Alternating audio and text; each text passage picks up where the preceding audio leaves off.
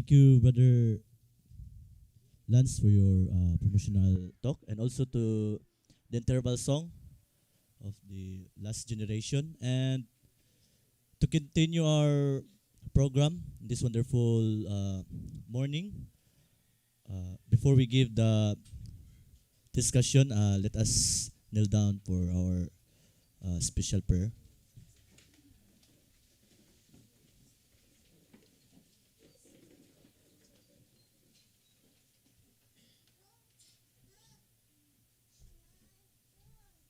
And for the second, let us invite the presence of the Holy Spirit.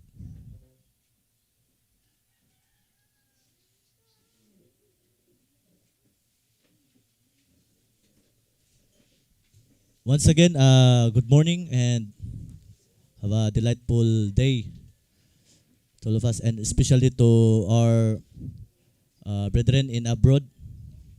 Good morning or good evening. And now let us give to the discussion.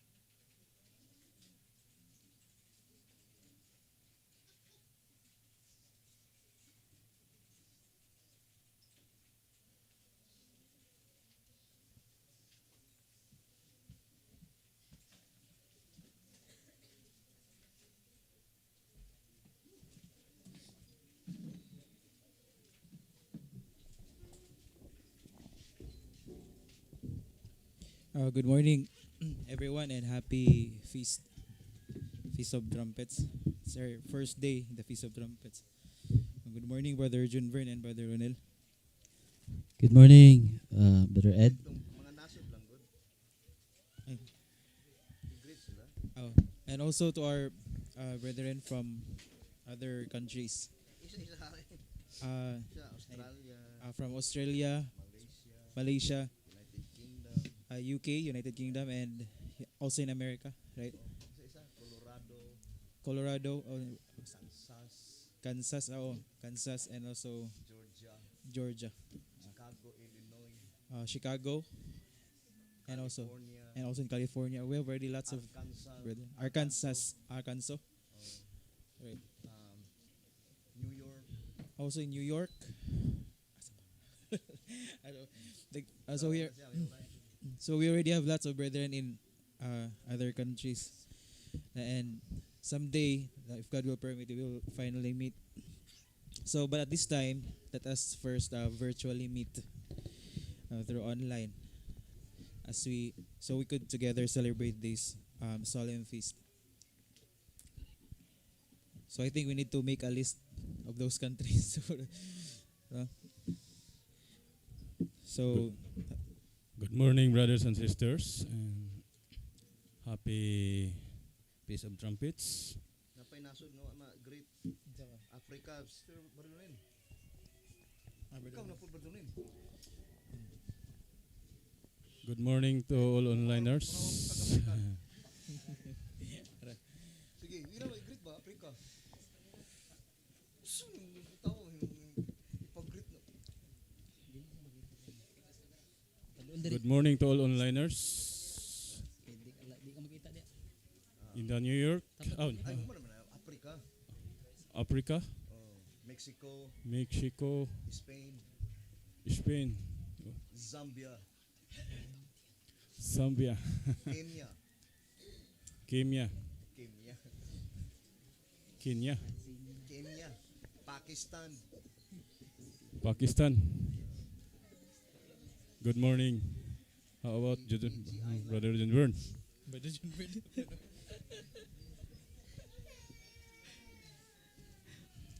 Good morning to all our brethren who are listening to us right now.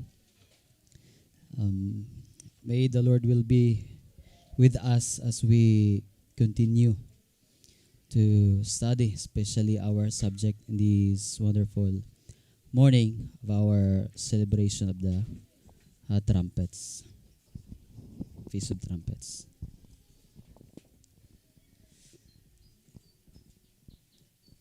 Right. So before we're going to start, we will just have a short recap of what we already discussed yesterday morning.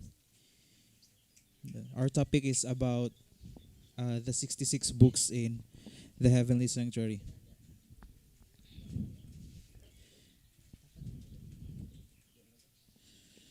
All right. According to the uh, to the inspired books, that the books in heaven, they deal all aspects of life.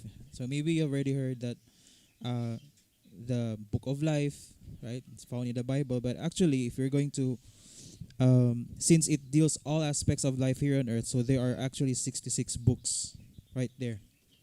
But yesterday we were talking about the books, especially the records, the book of records, because this is one of the main reasons why the purpose why there is a book. But this is not a literal book, right? The one that we could find in the bookstores. It's not an ordinary book. This is only a human language, so we could understand. Uh, so those books are found the record. There are um, the records of, especially the prayers of the saints that to those people that are living in this earth while they were yet still alive, because that is one of the basis of the judicial proceedings, right? And the decision, the climactic part of the judicial proceedings in the heavenly sanctuary is actually it's whether one's name would be retained or one's name would be blotted out. So that's the climactic part. We fully believe that this is this coming March 27. How many days from now? 10 days. Days. Yeah, approximately 10 days. That is the last and the final day of atonement. The decision will be for each one. Each one's a name will be, or destiny will be forever fixed at that time. So that is why we are celebrating right now this feast, just like in the days of old. Right, Brother John Dorn, Brother Ronel? And as we have said, that it is the books that is bring on the heavenly sanctuary for the trial. It is because the people or those people that recorded on that books cannot appear literally on the heavenly sanctuary. That is why it is the books that are, or that is the reason why there's a book on the heavenly sanctuary. It is of the records. That is the reason for books in the heavenly sanctuary, because the heavenly sanctuary, the work of Jesus Christ in the heavenly sanctuary, only the book work transaction. So the people on this earth, we need to understand what is the work of Jesus Christ in the heavenly sanctuary. That is the very important to all of us. So now we need to understand what is focal point, the focal point of our necessity for our time to. That is the day of atonement. Before the day of atonement, we need to understand the work of Jesus Christ, Amen. particularly sa judicial proceeding in the heavenly sanctuary.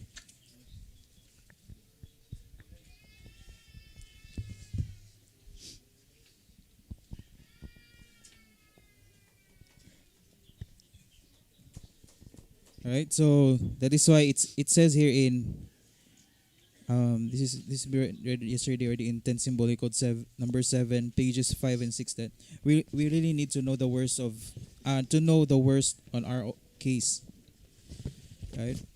And since the gospel truth mentioned in track number 7, page 68, the gospel truth mentioned there is actually the seven seals, and since it is divided into seven divisions, because the present truth is the basis of um, the judgment, right? And our attitude towards it, on how we respond when the truth is being given to us, especially this the seventh seal, present truth. And we all know that it will be proclaimed by these 11th hour servants. Now, if you're, I think, already familiar with the chart in Matthew chapter 20, right? The five distinct calls. Why was it called five distinct calls?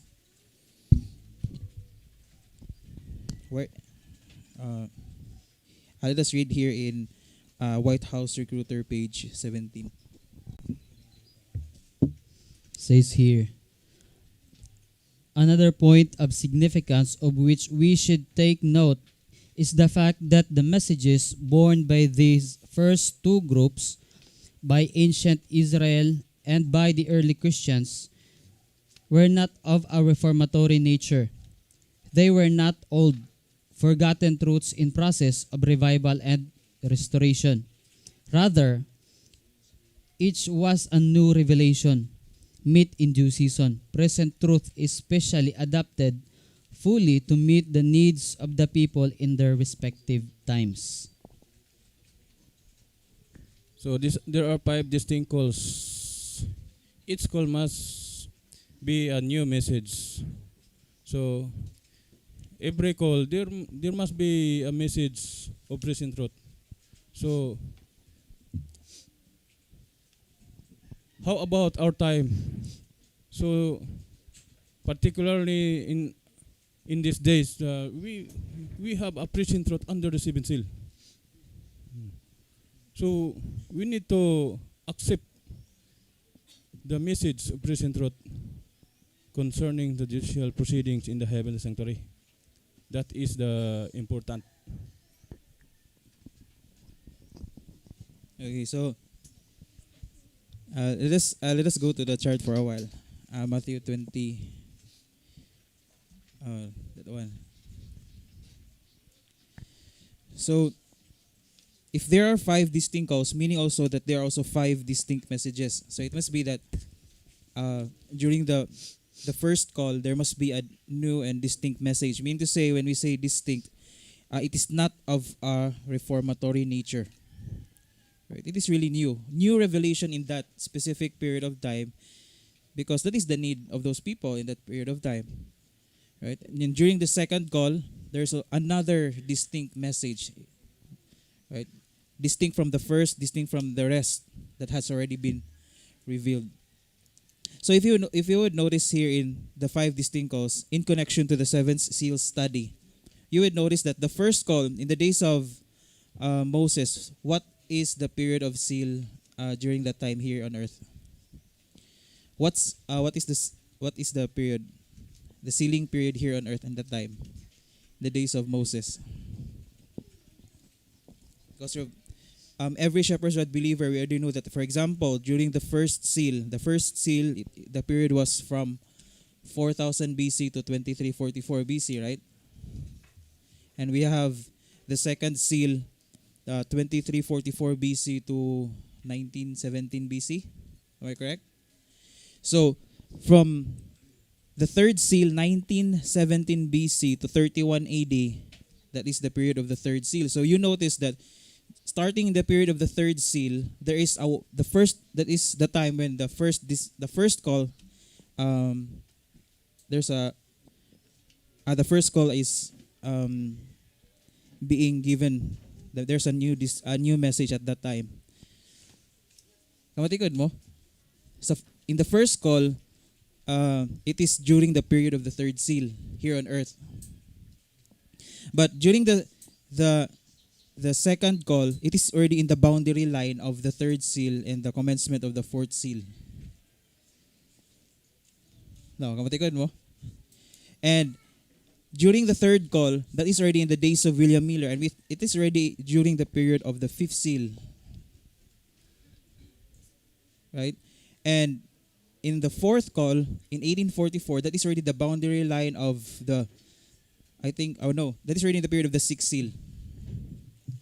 So, um, it seems to be like, I don't know if this is correct, but it seems like it's a parallel. During the first call, during the third seal, period of the third seal on earth. During the second call, that is the fourth seal here on earth. And in the third call, that is during the fifth seal here on earth. And the fourth call, it's already the sixth seal. Now, though, since the 11th hour call, there are the last group of servants, or in the according even to the parable. So meaning to say, they also bear the message, and they will be the one to announce the last message, which is the seventh seal. Right? Because there's no more enough time already. There's only one parabolical hour left before the close of probation. So, meaning to say, the messages that these 144,000 living saints, the present truth that they bear, it must be the present truth that is intended also for the living saints. Right? So,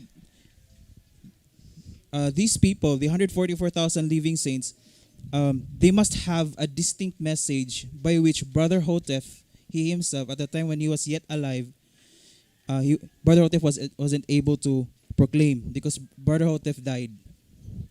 But we fully believe that all the basis of the doctrines of these 11th hour servants, it must be based on the Bible, the spirit of prophecy, and the shepherd's rod.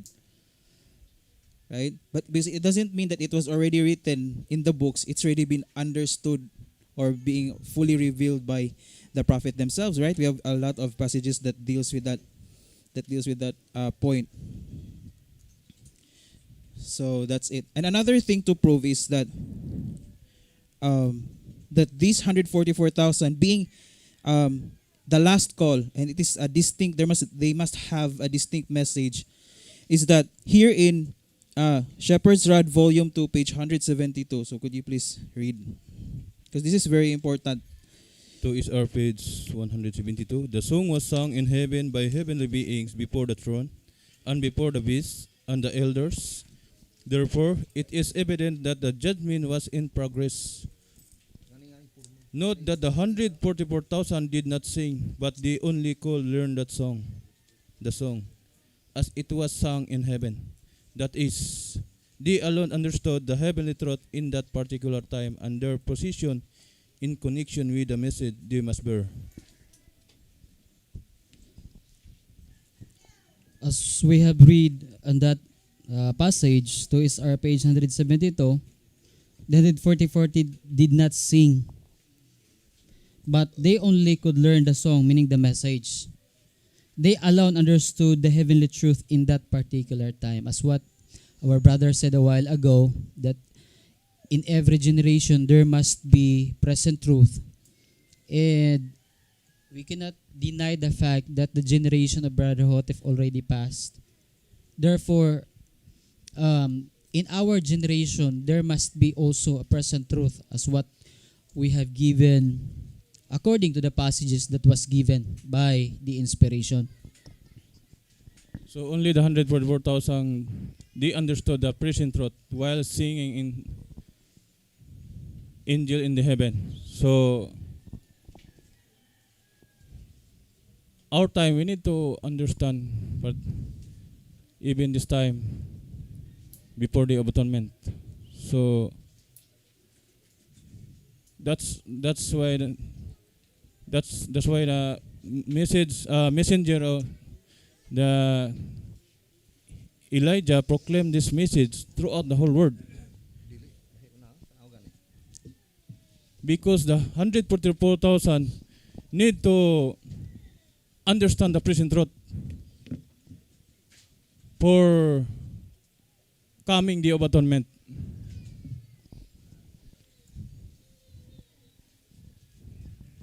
This is the new message that we are talking about, as what the Shepherd's Rod is given.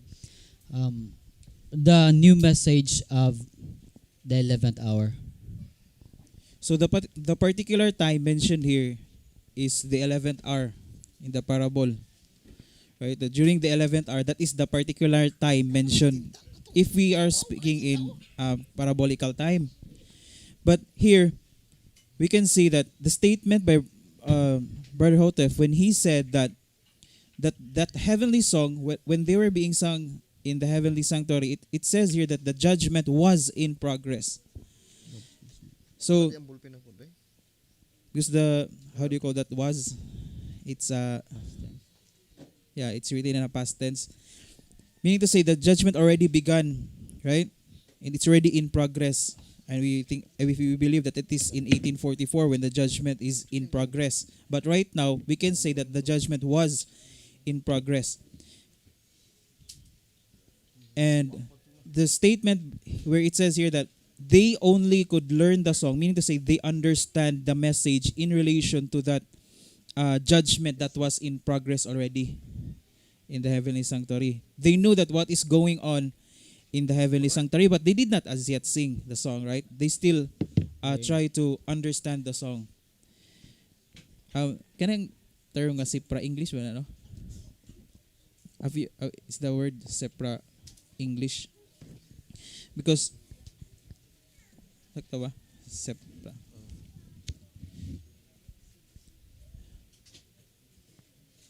So I think any singer any singer here on earth, when before they could be able to sing a song, they must learn first the song, right?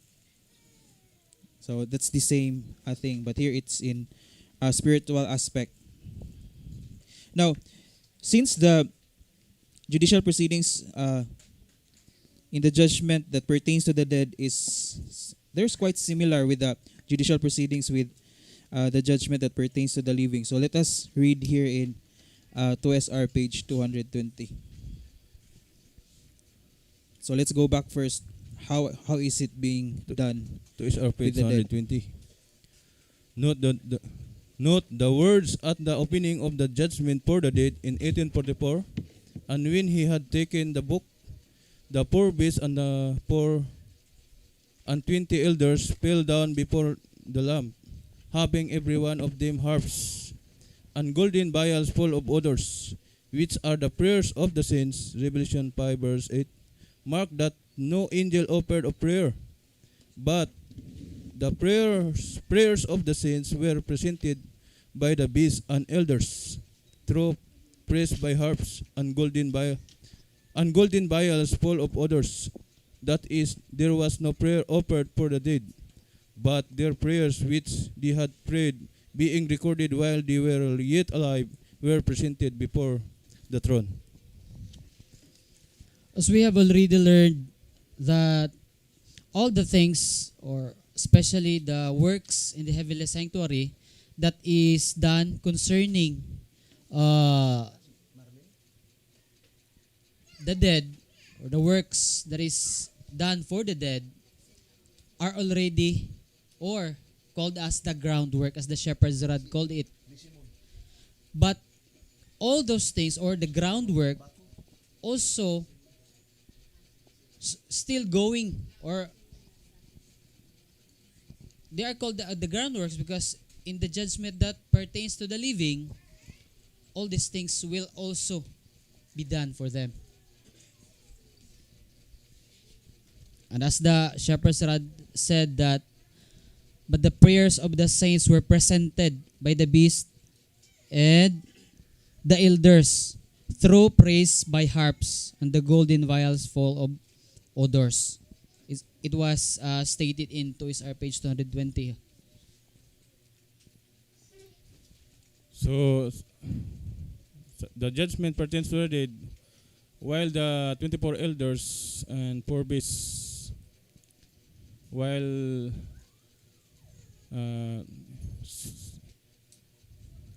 they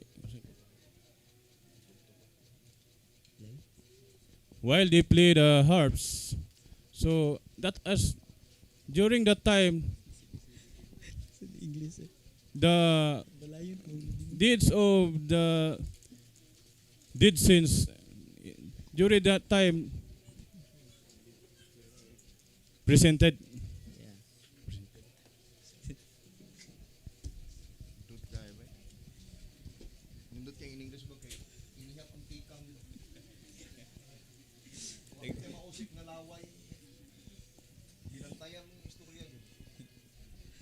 Dagko na kimixing. So, uh, oo, no?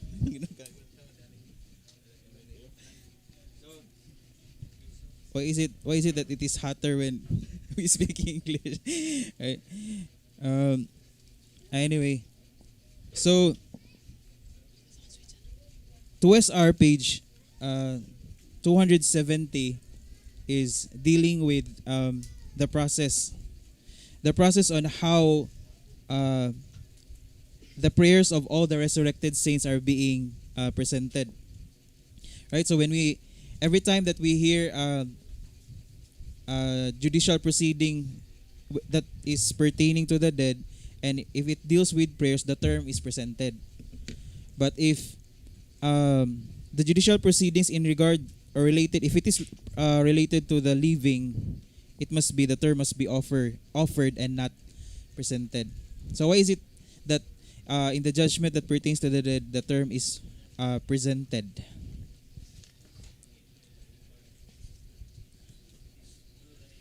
It's only through the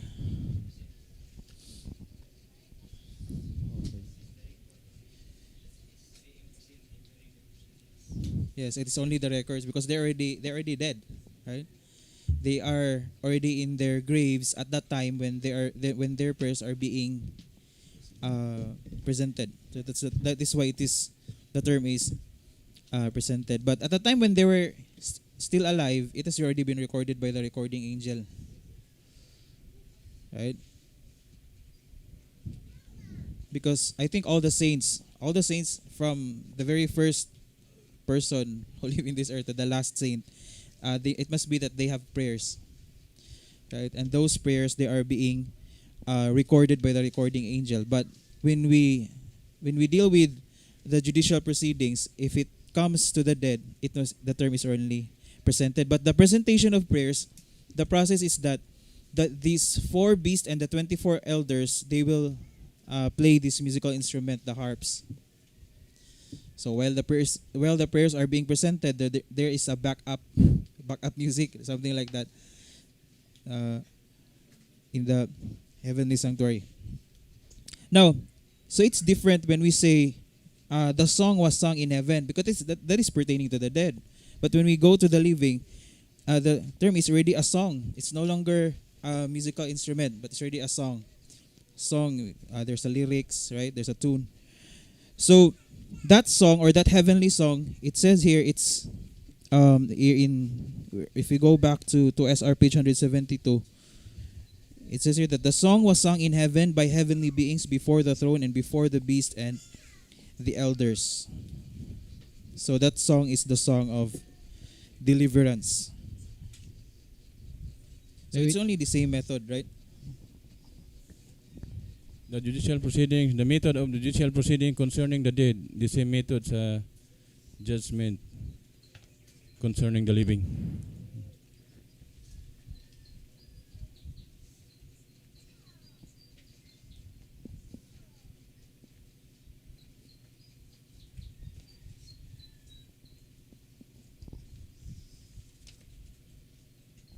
No, so there's a question here.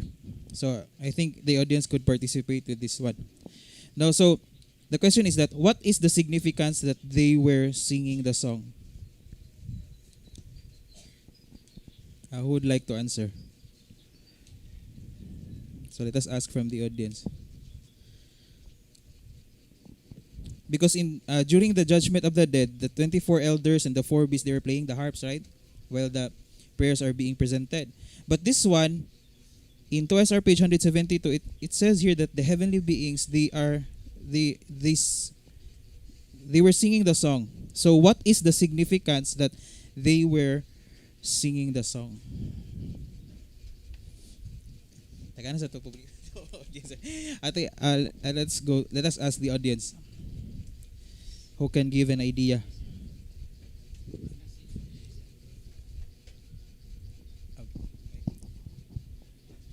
It is called it is termed song because it had only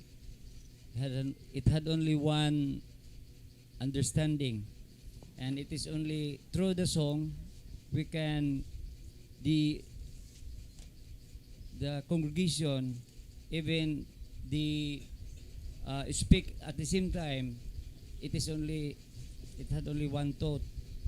It is only through the song that they could uh, participate or speak, but it is only to through one understanding. That is why the example is through a song, Through a song. like a choir. Mm. Many participants sing together, but they sang One song. at one time, in one word, in one lyric, one melody. So the understanding also of the message, the song, is only one understanding. One song. So thank you for the idea, Brother Rex. So back to the question that what is the significance that they were singing the song. So since this is an open discussion, so I would like to ask who are these heavenly beings that are singing the song? Because during the judgment of the dead, the 24 elders and the four beasts, they were the one who played the musical instrument, right? The harps. But at the time when this song is already being sung in heaven, they became already the audience. Someone is already the statement into SR is heavenly beings, but it doesn't say who are these heavenly beings. So that is the question that I would like to ask. Who are these heavenly beings that they were singing the song, and the 24 elders and the four beasts at this time they're already listening to the song? Does anybody knows who are these heavenly beings being mentioned here? That they are the ones who were singing the song, and while they were singing the song, the statement, according also to the answer of Brother Rex, that the 144,000 here on earth, while the song is being sung in heaven, the 144,000 living saints, they learn the song. It seems to be a parallel event, right? While it is being sung in heaven, it is the the judicial proceedings is being understood by the people here on earth, but only in that particular time and in that specific people, the 144,000. So, back to the question, I think maybe it's not that necessary as yet as now. Who are these heavenly beings who sang the song? But the point here is that, according to the question that we raised, that what is the significance? Because it says here that the purpose of that, why is it that these heavenly beings, they sing the song so that our names, let us go directly to the point. So our names, the names of the 144,000, they will not be blotted out. So that is the significance and the purpose why it is being sung in the heavenly sanctuary, and that is already ongoing, I think, right now, because we cannot understand these messages if the song is not being sung in heaven. And the reverse analogy, that the reason why we understood these messages because the song is already being sung in heaven, and the purpose of that event is so that our names will not be blotted out this coming day of atonement, right? That is why it is closely connected. This we all often heard the third angel's message being the last message of mercy. Or in other words, the understanding of the message in this particular time, which is the work of Jesus Christ in the heavenly sanctuary, must be understood, or the judicial proceedings done in the heavenly sanctuary. So it is really the same with the judgment that pertains to the dead, right? Because the purpose also of the prayers of the resurrected saints, why is it that they are being presented in the heavenly sanctuary? Because so that their names also will not be blotted out, right? It's like, how do you call that? It seems like pleading or something like that, to prove something that why is it that every saint, why is it that their prayers will be presented, their prayers will be offered, to prove that they are, how do you call that? They are how do you call that? Deserving sila. Okay ba? They deserve that their names will not be blotted out. So that is the point.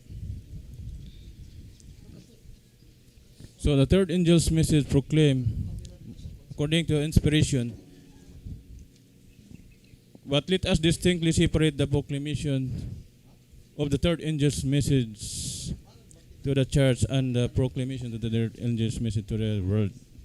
So in this time, the proclamation of the third angel's message points out to the church the 144,000 living saints before the of atonement. So what do you meant to say, Brother Renal, is that the third angel's message, being the last message, is divided into two, right? The third angel's message being the last message to the church, and then also the proclamation of the third angel's message being the last message to the world. So that is a separate thing. Because the focal point of the third angel's message is actually the mediatorial work in the heavenly sanctuary.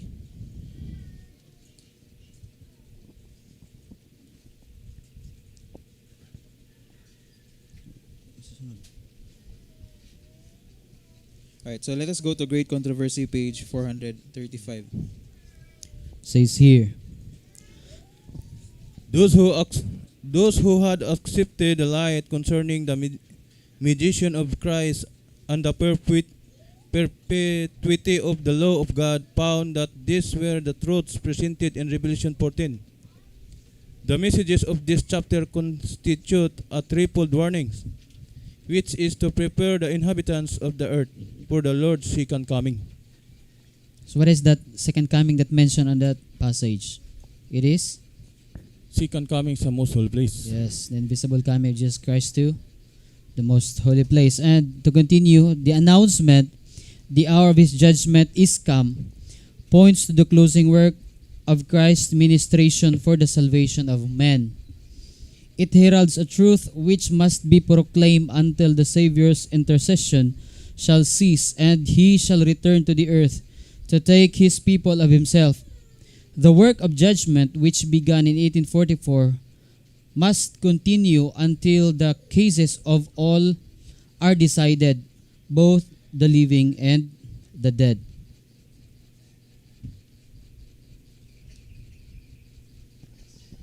Right. So the work of judgment began in 1844. We can safely say that that is called the Lord's first invisible coming. Right?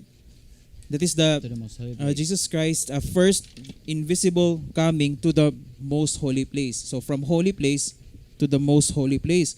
So that work that began right there in 1844, in that period of time, it says here, it must continue until all the cases are being decided, both the living and the dead.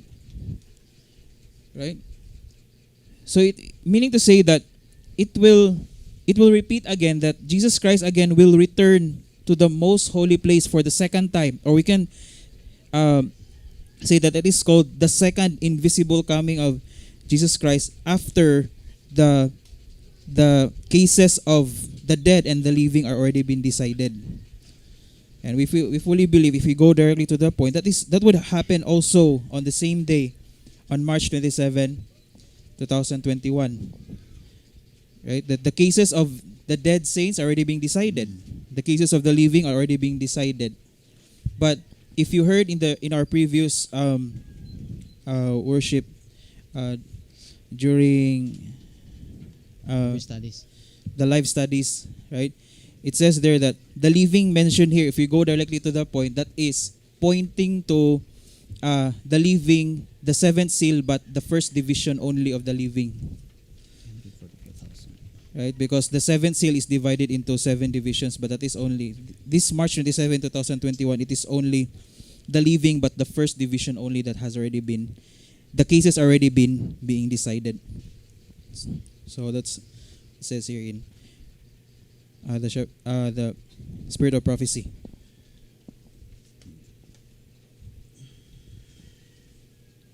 Now, since we're dealing with the third angel's message, let us quote here in Shepherd's Rod, Volume 1, page 186. It says here, we call this message the third angel's message, which is a combination of the first, second, and third in this message of Revelation 14, verses 6 to verse 12.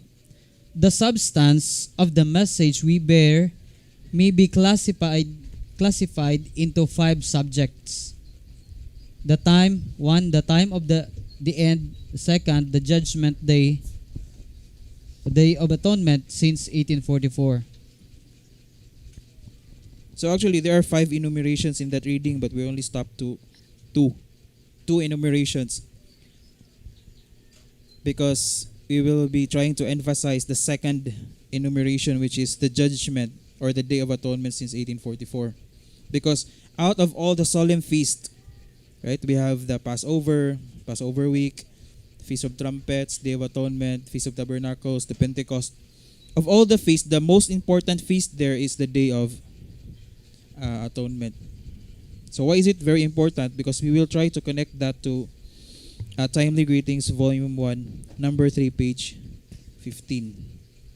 How important is that feast, the Day of Atonement? Let's connect according to the passage. 1DG, Timely Greetings, Volume 1, number 3, page 15. Thus urging Judah, the church, to keep this antitypical atonement feast, which is the Day of Atonement. Is that right, Brother Ed? So this message, let us keep the Day of Atonement, because the important of the Day of Atonement, our life, our names in the heavenly sanctuary will not be blotted out. So before the atonement, the duty of the 144,000, the living saints, we need to come to the sanctuary. So how do you define the word urging?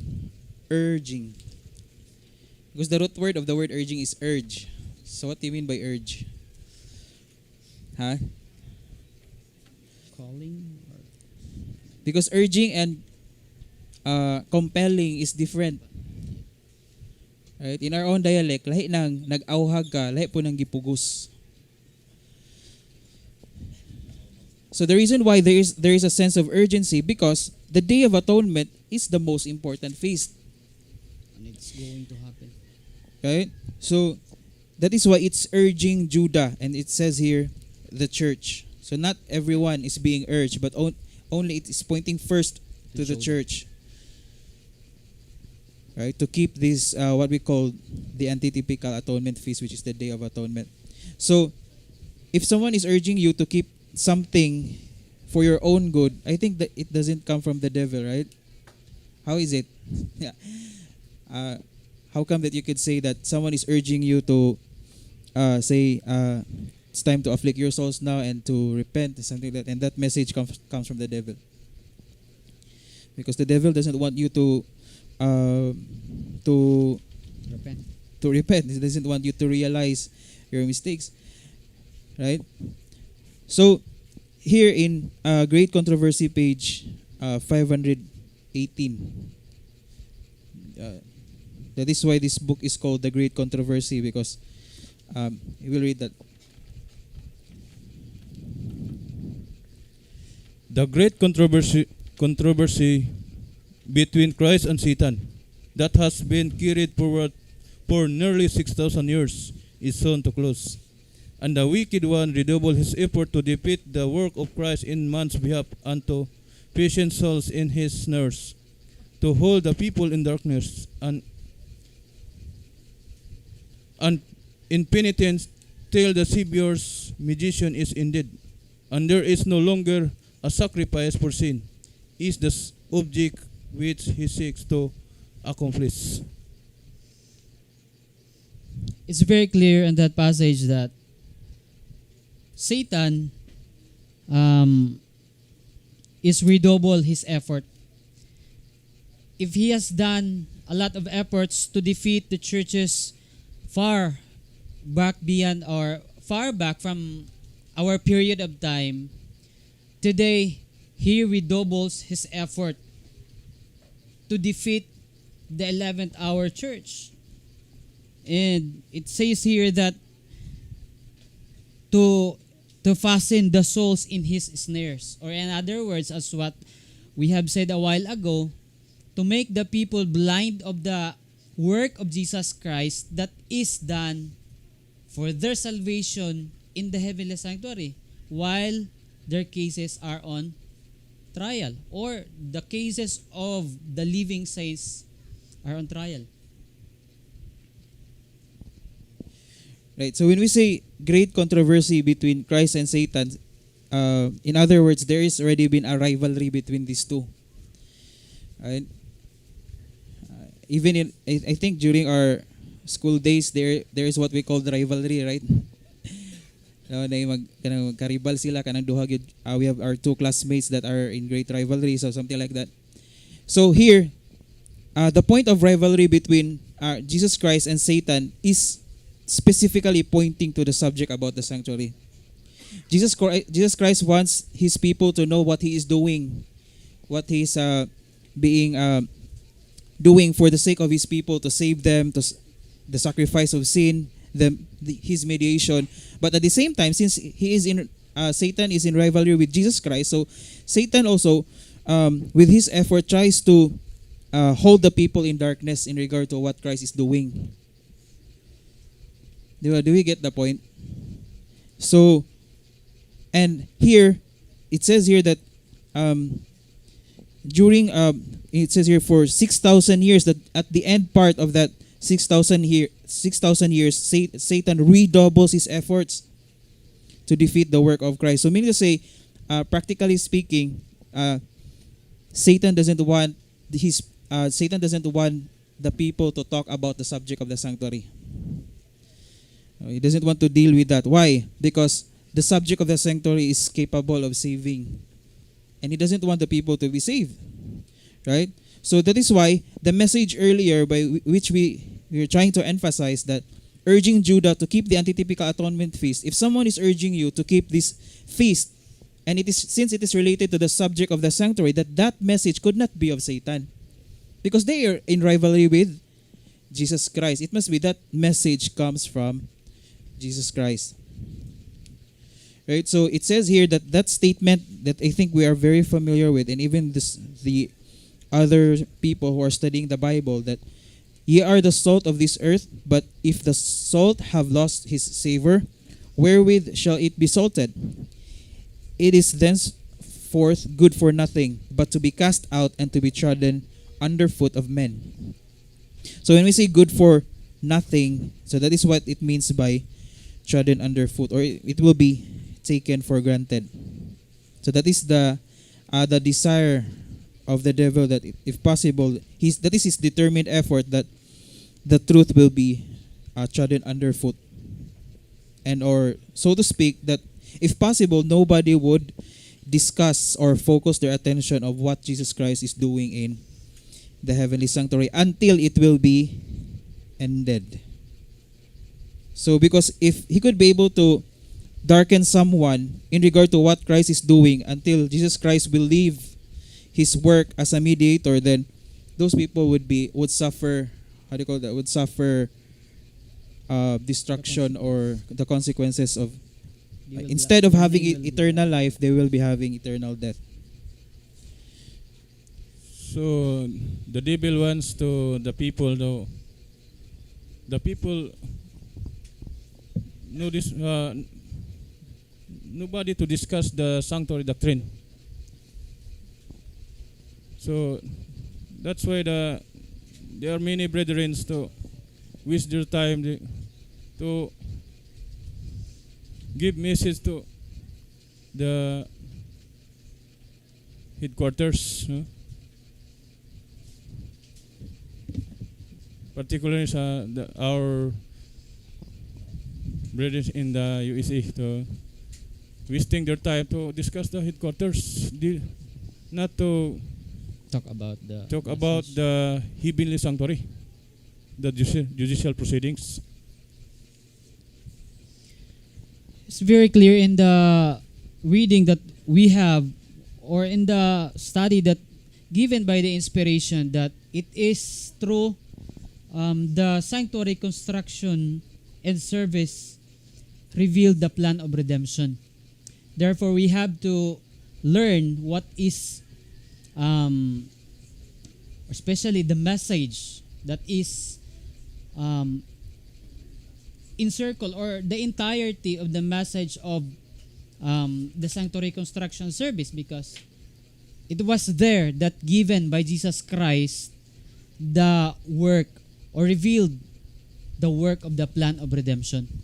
So this is the present truth that given by God in this present, or in our generation, the 11th hour. Is that right, Brother Ed? Brother Nel?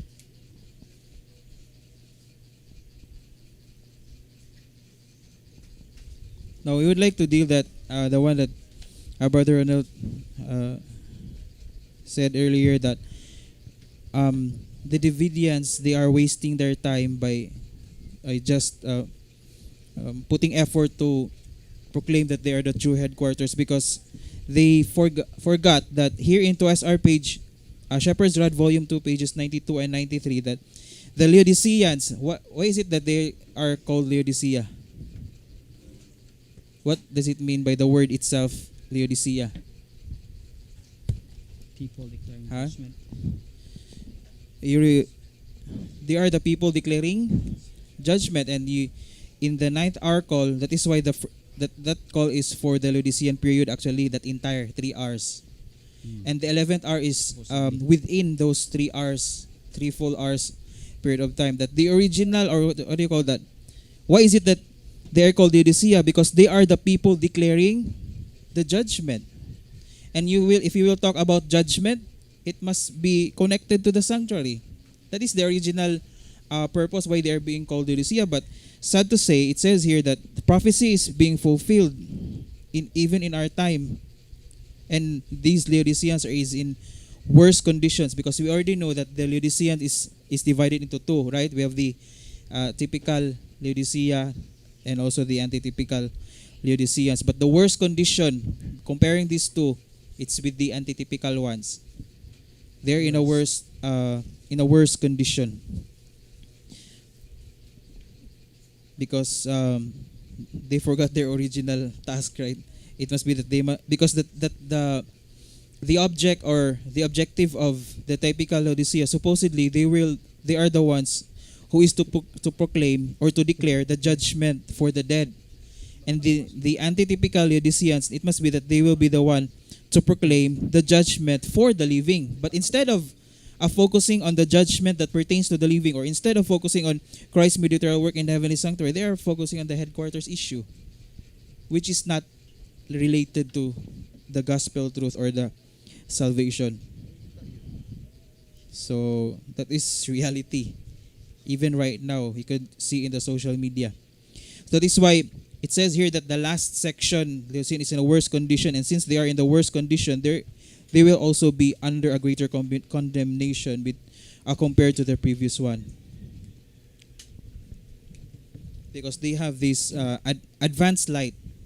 If you compare the typical Laodicea and the antitypical, they have an advanced light, so they will also face a greater condemnation.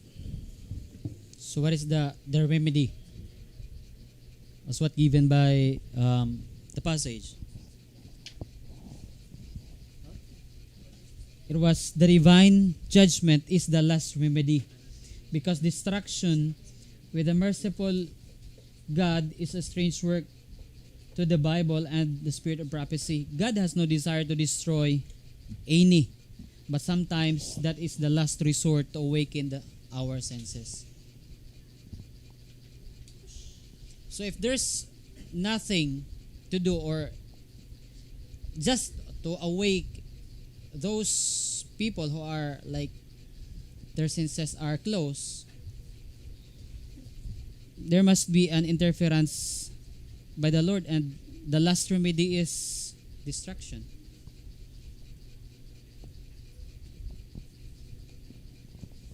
Oh yeah, if you ought to think also, it's only a repetition of the past. Because here in Jeremiah chapter 7 verse 4, when it says there that, trust ye not in lying words, saying the temple of the Lord, the temple of the Lord, the temple of the Lord are these. So the very first people who are doing this is the Jewish people. Because when we say the temple of the Lord, let us say that that temple there is headquarters.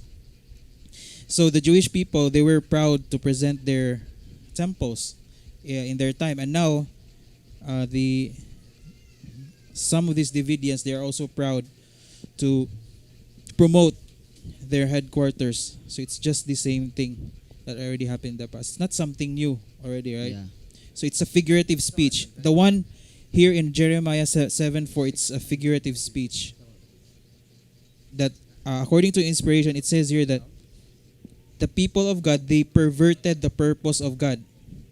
Right? And they became boastful. That as long as for them, just like the Jewish people, as long as there is a temple there, they have this, what we call, I think, carnal security, that they will be protected, they will be saved. So it's the same thing, that as long as they have their headquarters right there, right,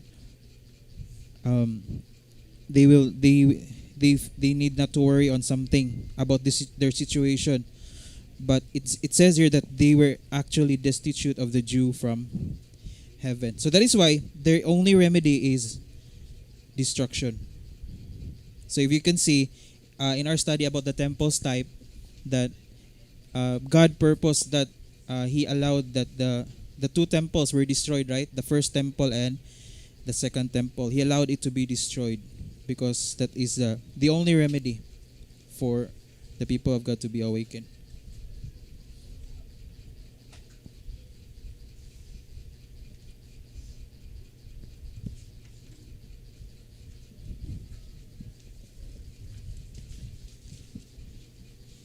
Now, I think let us read here in White House Recruiter pages 31 and 33. This is very important. Why is it that the enemy or Satan, he is very determined to keep God's people in darkness to the subject about what Christ is doing in heaven? Let us read here in White House Recruiter page. White House Secretary pages 31 to 32. Let us not, however, forget that there is an enemy who is determined to keep God's people in darkness, in ignorance of timely truth. Testimonies, Volume 5, pages 709, 728. And what more damaging darkness could he seek to keep them in than in ignorance of what which God would have them to know while their judgment is pending, while they are being weighed in the balances of the sanctuary above. Of the sanctuary, none, absolutely none.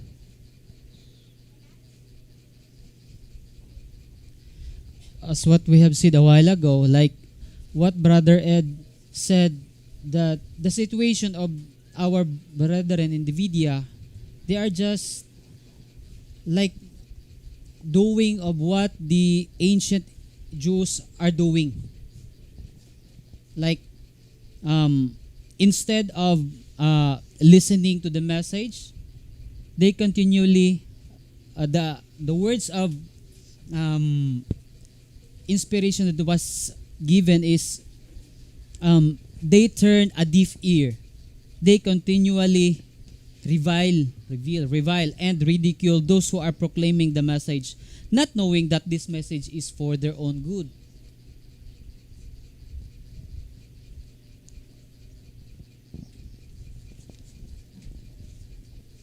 So that statement here in Great Controversy, the one that you use, Brother John Byrne, where it says willingly ignorant. So what is willingly ignorant?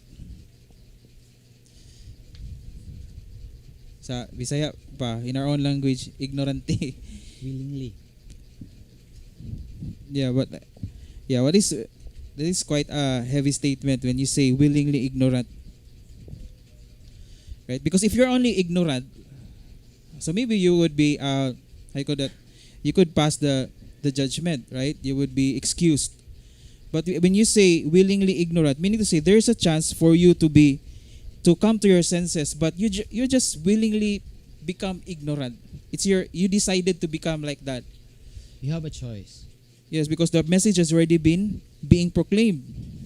And aside from that, aside from being willingly ignorant, the worst part there is that when one is continuing to revile and ridicule. Right? So that is why the only remedy would only be destruction. It's only a repetition actually of what happened with these unbelieving Jews in the days of Jesus Christ and John the Baptist. So the point here is that that is the reason why, if we're going to face reality that nobody discussed the sanctuary doctrine among the shepherd's rod believers, because yeah, maybe it's okay if they will not discuss, but the worst part there is they have a chance to be to hear this message, but they rejected that message. And it must be, to understand this sanctuary doctrine, it must be based on the shepherd's rod message. So that is why you will be wondering, why are they called? Why are they being called shepherd's rod believers? So I mean to say they are studying the shepherd's rod message, right? But they will not be discussing about the sanctuary doctrine. Whereas the message of the shepherd's rod, it is broadly talking about the sanctuary doctrine, but nobody is discussing about it. Right? No. So that is the work of the devil. So according to 1 TG number 18 pages 21, the devil will have us busy ourselves with unimportant matters and with things that we do not understand. So that is why the devil wants to the people of God.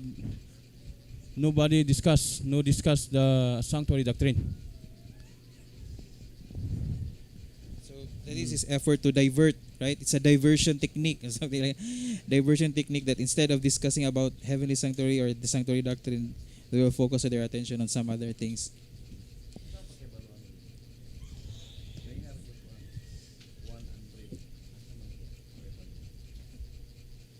Now here, let us go now to our subject, specifically about the sanctuary doctrine. So let us read first here in Great Controversy, page 430.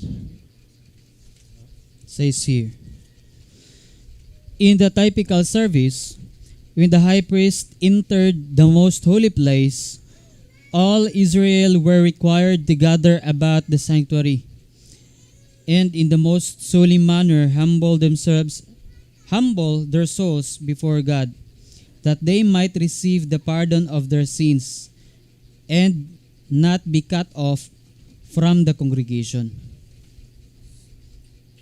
How much more essential in this antitypical Day of Atonement that we understand the work of our high priest, and know what duties are required of us.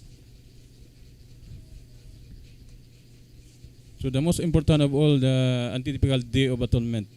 So what duty is given by God to us? Duties that are required of us. To come to the sanctuary. So the people of God, God ordained to the people of God to come to the sanctuary to keep the antitypical Day of Atonement.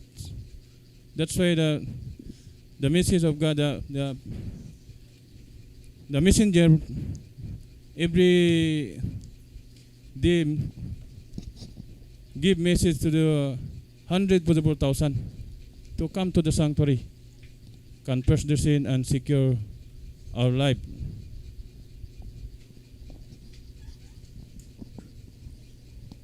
So there are three duties that is required here, right? The number one, come to the sanctuary. Number two, confess your sin. And number three, secure your life. Now, of course, in the Levitical priesthood, it must be that physically or literally they must come to the sanctuary, right? But as we greeted earlier, we greeted different people from different countries, right? And they cannot be able to come literally to the sanctuary here in Philippines, but or anywhere to be united in one place. But we have this what we call virtual, right? Virtual gathering. So it's the same thing, right? So that is one of the requirements that the number one is to come to the sanctuary, and we already knew that is the reason why I think that there is no headquarters during at this time, because our headquarters, as we already studied in the previous discussion, is that the headquarters of the 144,000 is in the heavenly sanctuary. But at the same time, we need also to keep this antitypical atonement feast. So by coming to the sanctuary, and then next, confess your sin, and then to secure your life.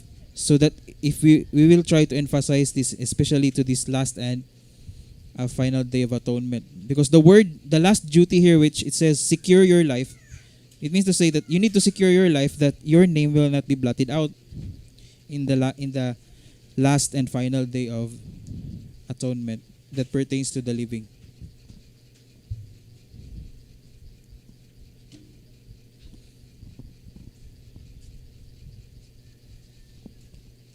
So even the typical service.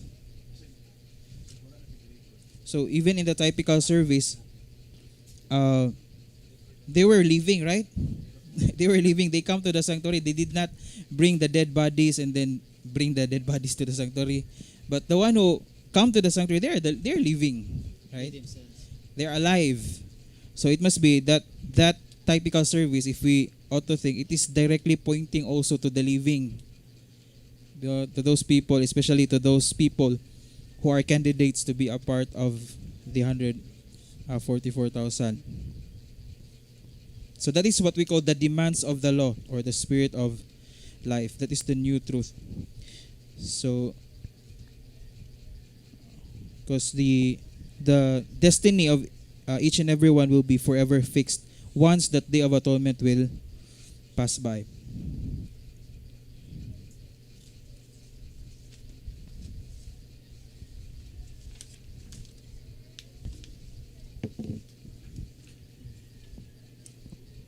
Now, I really like this quote here in 2TG number 24, page 27.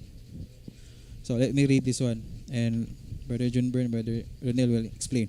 Now, it says here that victory over every failure can be gained by divine vision. So number one, divine vision, divine interpretation, divine faith.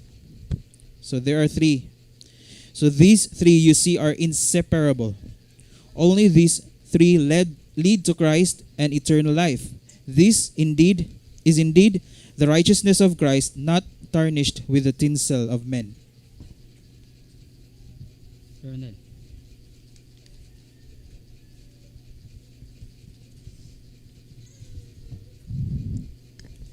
It was given by that particular reading three things. One, divine vision. Second, divine interpretation. The third, divine faith. And it says it cannot be separated, or it is inseparable, right? So it could be possible that you have divine vision, right? It could be possible that you have divine interpretation, but if you don't have divine faith, then it would not be of any value. Or if you have, example, you have divine faith, but you have no divine vision, so it's the same thing. So it must be, these three must be inseparable. That is why in track number 8, page 98, it says here, the faithful, they act promptly. What does it mean when we say promptly? Promptly.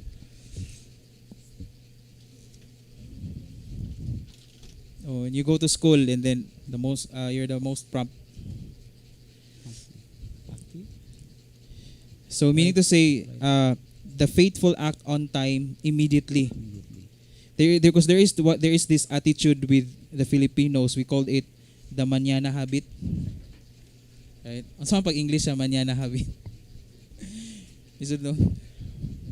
The later on habit. Is that correct? So, we Filipinos naturally, we try to put things that even if it is possible to be done in that immediately, you will try to say, maybe later on I will do this one, I will do this, I will accomplish this later. So we have that kind of attitude. But here, it must be that the faithful ones, they act promptly. They act on time, immediately. So here is an example of a faithful one. here in track number 8, page 99. This is in the days of Abraham. So this is an example of the one faithful who act promptly. Let us read.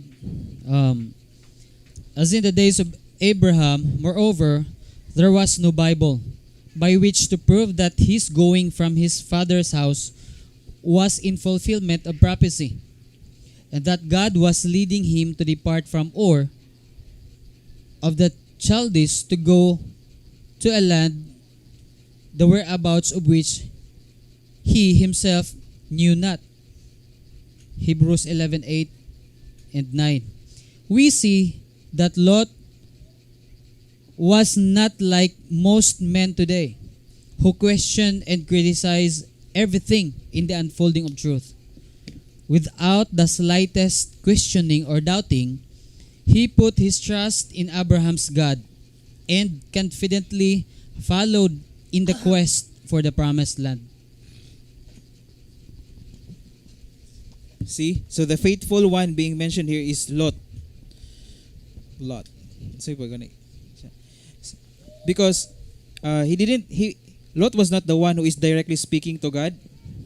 Right? It was Abraham who is directly speaking to God. But here, Lot only heard it. We call this one as, how do you call that? Second information, or how do you call that?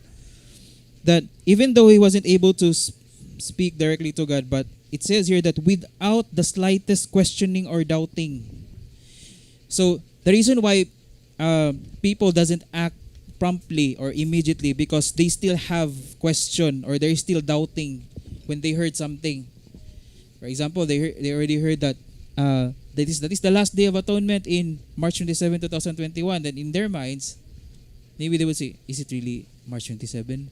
So there is something like a slight of doubting, and that is one of the reasons why a person doesn't act immediately, because they will be trying to be smart in their own ways. They will think, maybe I will need to investigate this and that, right? But there's no time.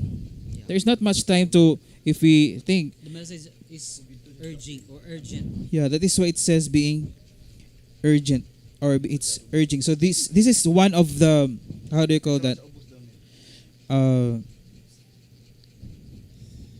Dito sa bus ba, pwede ka maigo sa projector dito. Kita ang siguro ka sa camera gyapon dito.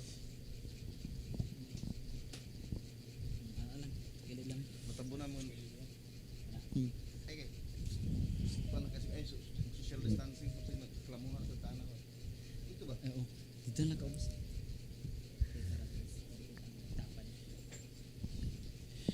So that is one of Bangko naman.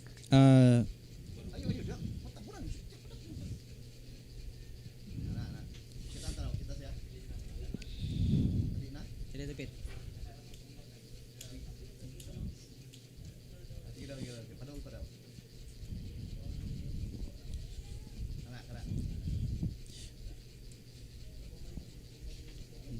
So when one is starting to doubt or to question, so they will say that maybe I will try to research that in the shepherd's rod. I will try to talk to my pastor, to my to the one that to my elders here in our church before I'm going to act on this message that I've heard. So that is one of the reason why people doesn't act promptly. So right now we need to have this faith, just like Lot also, that at the time when we heard something, especially like this, that it is an urgent message, we need to act immediately. Even though there are some things that, for sure, right? There are some things that maybe you did not understand. You say, why is it that it's so very urgent? It seems like there's not much time to prepare yourself, but we need to set aside those things, because that is for your own good. And there's nothing wrong with that. When you, for example, if someone is trying to tell you that you need to confess your sin, you need to repent, that is not urging you to do something that could do harm to your life, right? Even to the spiritual aspect. So it's a win-win situation if you're going to if you just believe this, message. Nothing's gonna happen to you that is going to harm you. Yeah. Seems like how can like if God is declaring this message, He is calling Judah to keep the solemn feast, and remember as what we have said that it is God's or Jesus Christ's way Kasi that is to save humanity. And how could it be, or someone called it as a message came from Satan? So This is the third angel's message. No, none other message to follow. Yes. This is the last message. So And the message is urgent. God gave the third angel's message to His people to for salvations to the people of God, the living saints. So in this time we need to accept this message given by God to us to for salvation to all of us. So,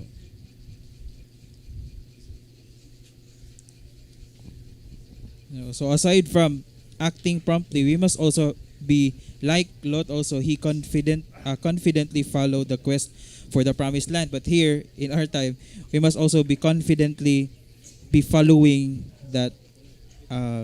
There is really a blotting out of names this March 24. So aside from acting promptly, we must also be confident that this is really the truth. This is the present of our time. Now, let us go to 2SR page 193. Says here. Ronald. but the fifth chapter, Can you- separated from the fourth and sixth, cannot be comprehended. But the fifth. But the fifth chapter, Ano siya? Antiwas? for this chapter contain one subject, namely the seven seals. So there are three chapters that is being mentioned here. Revelation chapter 4, chapter 5, and chapter 6. So these three chapters, they contain the subject about the seven seals. And they cannot be separated. It also says in that reading that the fifth chapter is mentioned because it is the heart and the key of the subject. When we say heart and the key, it says here that the seven seals. What is the heart? That is the motor vehicle of life. So that is the spirit of life, the heart of the subject. What subject? The seven seals. What is the heart of the subject? Again, chapter 5, not only the heart but as well as the key.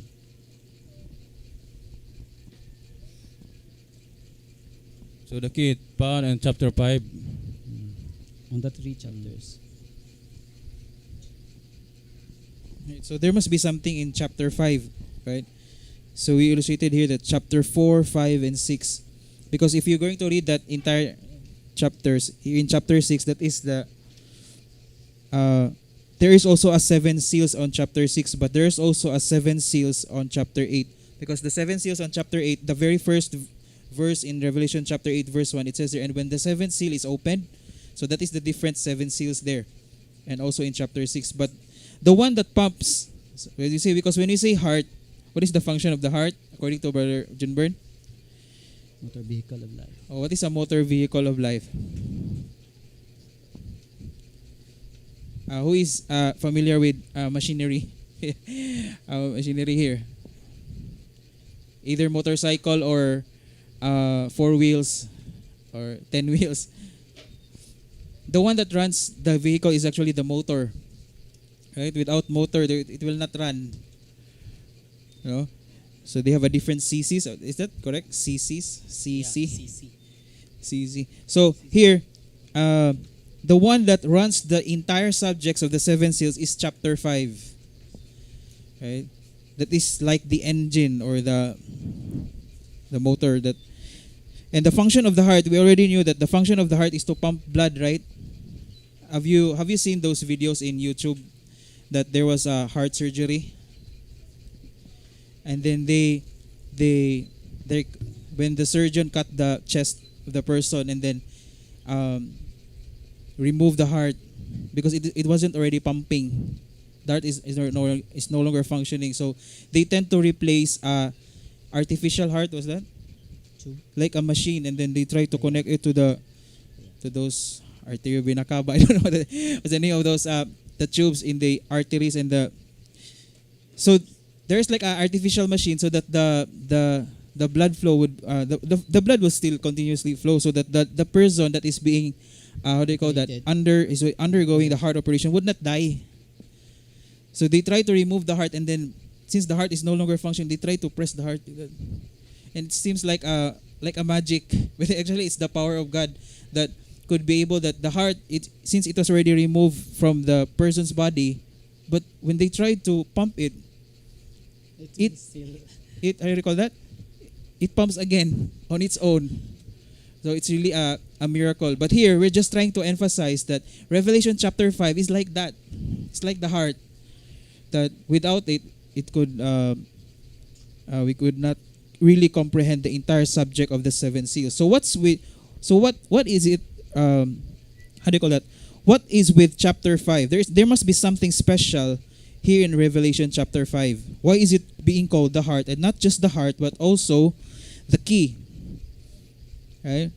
So there must be something special, especially in Revelation chapter 5, verses 1 to 5. So we will focus our attention here. You have to read.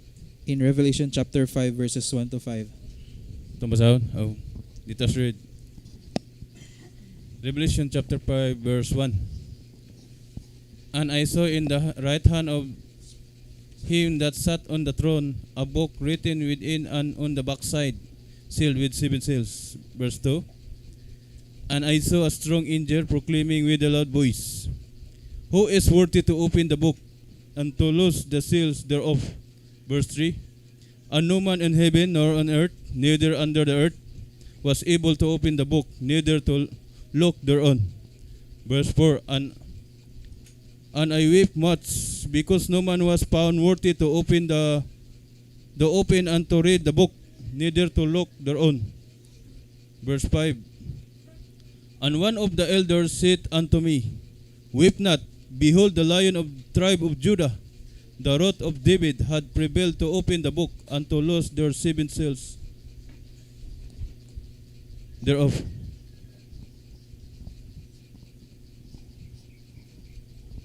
Oh, so here you can see that it is being mentioned here the 7 seals. So that seal is not that kind of seal that is being easily that you could break that seal.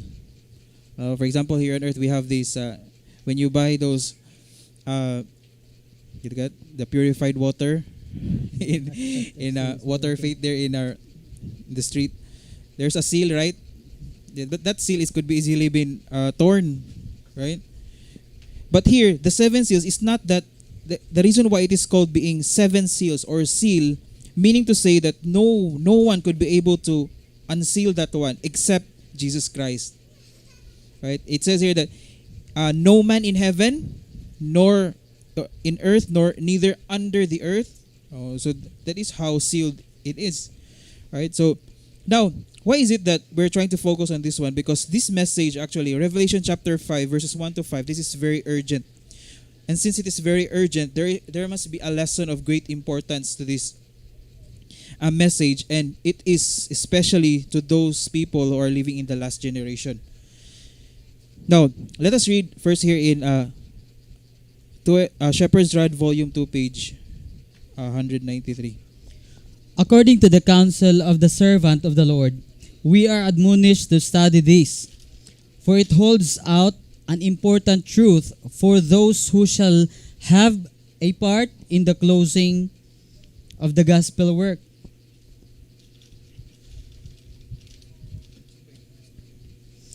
Quoting Testimonies for the Church, volume 9, page